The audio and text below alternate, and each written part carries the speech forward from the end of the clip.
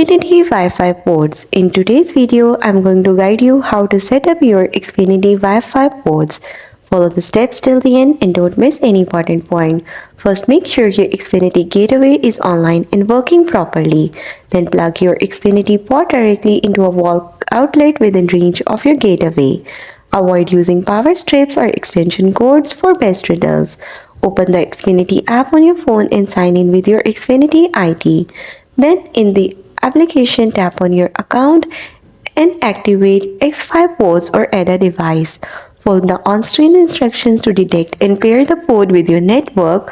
Once connected, move the port to another room where you need better coverage. Ensure it stays within range of your gateway or another port. Check the Xfinity app to confirm everything is working correctly. Adjust placement if needed to improve your Wi-Fi coverage. And that's how to set up Xfinity Wi-Fi ports. Thanks for watching. Don't forget to like and subscribe for more helpful content like this.